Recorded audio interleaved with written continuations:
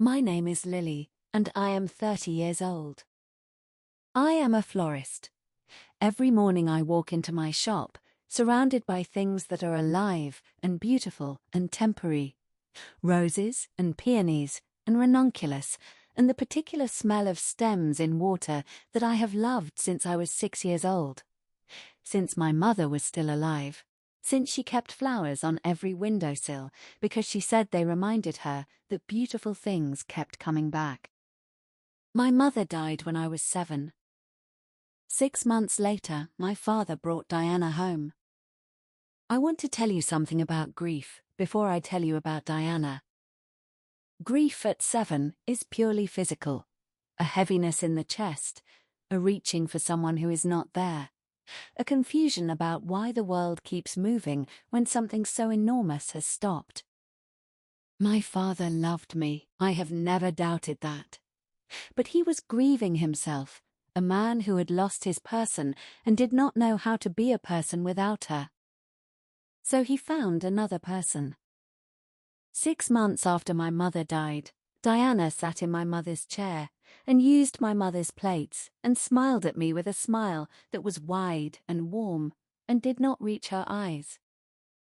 I was 7 years old and I knew something was wrong. I did not have words for it yet. I would spend the next 11 years finding them. Diana was not cruel in ways that left marks. She never hit me, never screamed, never did the dramatic things that are easy to name and report and have believed.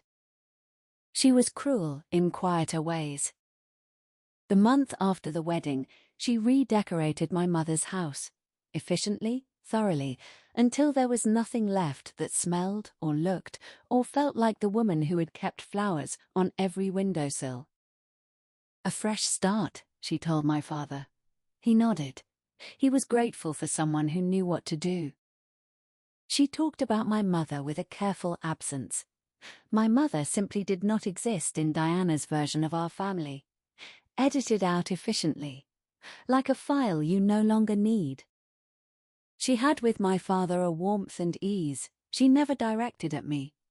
I watched them together, laughing, relaxed, genuinely comfortable, and understood she was capable of warmth.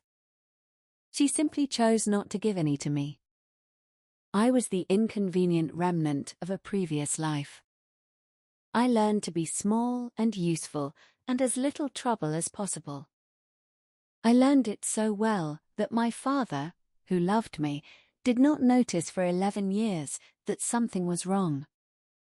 I started working at a flower shop when I was 16. Mrs. Kim's shop, small, crowded, smelling of stems in water. Mrs. Kim was 62, precise and warm, and completely without patience for pretense. Her opinion of me after my first week: "You work hard, and you don't complain. You can stay." It was the most straightforward welcome I had ever received. She noticed things. She gave me creative freedom. She let me design the window displays. She let me, slowly and with increasing trust, become someone whose eye she relied on. For the first time since my mother died, I felt like myself. Not useful, not quiet, not small. Myself.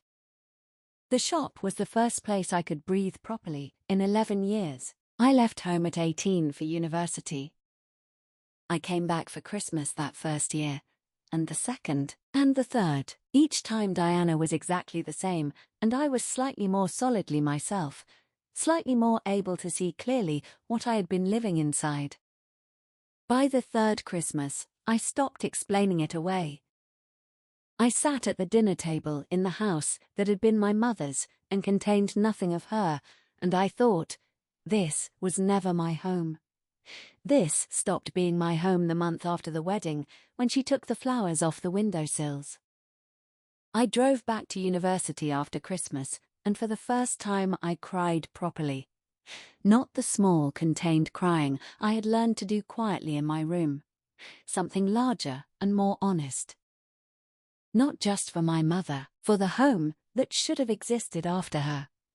that Diana had efficiently dismantled. I grieved it properly for the first time at 21 on a December night. And something that had been held very tight for 14 years loosened slightly. Ruth lived next door to my university apartment. 68 years old, retired librarian, garden that took up most of her small backyard. A habit of leaving things outside her door, vegetables, baked goods, once a vase of flowers with a note that said, "From my garden, thought you might like them." I stood at my door, holding the vase. I thought about my mother's windowsills. I knocked on Ruth's door. She opened it with the expression of someone who had been expecting this eventually. "Come in," she said. "I'll put the kettle on." Ruth was not dramatic. She was simply present. Consistently, reliably, without requiring anything in return. Tea became dinner, became Sunday lunches that neither of us formally established, and both of us showed up for without fail. Her husband Henry was quieter, a retired engineer with precise hands and the patience of someone who had spent a lifetime working carefully. He asked about my design work and remembered what I had said the previous week. I watched them together and thought about what a home actually looked like. Not the managed appearance of one. The actual thing. Two people choosing each other in the daily, unremarkable ways. The kettle put on, the question asked and answered, the Sunday lunch every week, because it was simply part of a shared life. I had grown up in the managed appearance of a home. The difference, once I could see it, was everything. I told Ruth about Diana on a Sunday afternoon in March. Not planned. It came out sideways in the middle of something else. We were talking about flowers, the specific ones my mother had kept on the windowsills, and suddenly I was talking about Diana taking them down, and then I was talking about all of it. The chair, the plates, the 11 years of being small and useful. Ruth listened the whole way through. When I finished, she was quiet for a moment. "Your mother kept flowers on the windowsills," she said. "Yes," I said. "What kind?" I told her. Peonies in summer, ranunculus in spring. Ruth got up, went to her garden, came back with a bunch of peonies, early ones, just opening, pink and extravagant. She put them on my windowsill. "There," she said, and sat back down and picked up her tea. I pressed my hand to my mouth. She didn't say anything else. She just let the flowers be there and let that be enough. It was everything. My father called me on a Tuesday evening in October. His voice was different, quieter, like someone who has been sitting with something for a long time and has finally decided to say it.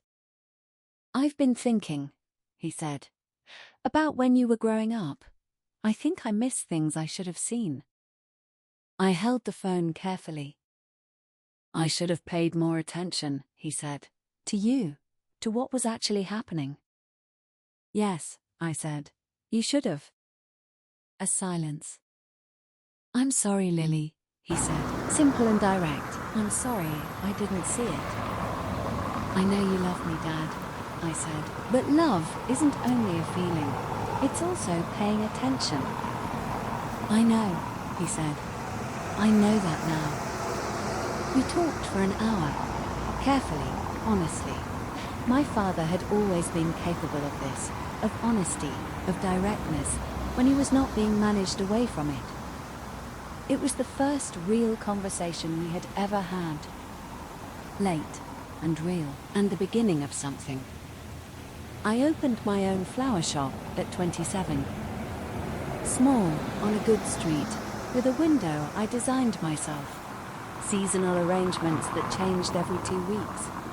I named it after my mother, Rose, because she had kept flowers on every windowsill, and she had been right that beautiful things kept coming back. Ruth came to the opening, Henry brought wine. Noah, who had come into the shop 7 times to buy flowers, he admitted he didn't know how to arrange and had finally asked if I would teach him over dinner, stood beside me with his hand warm in mine.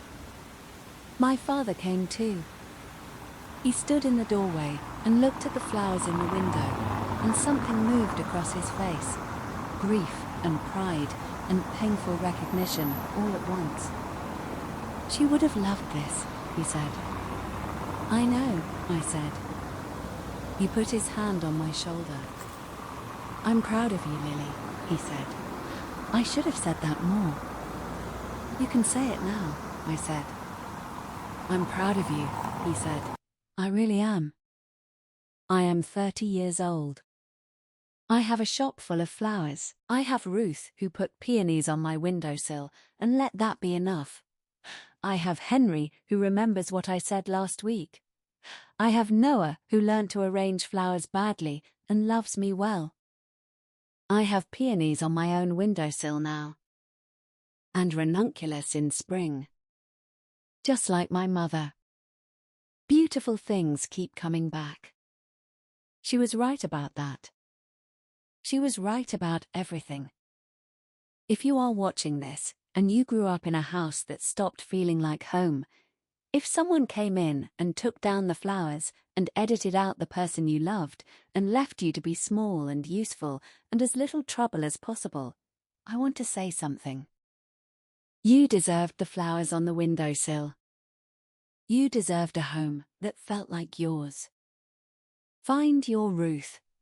Find the person who goes to their garden and comes back with peonies and puts them on your windowsill, and lets that be enough. Put flowers on your windowsill.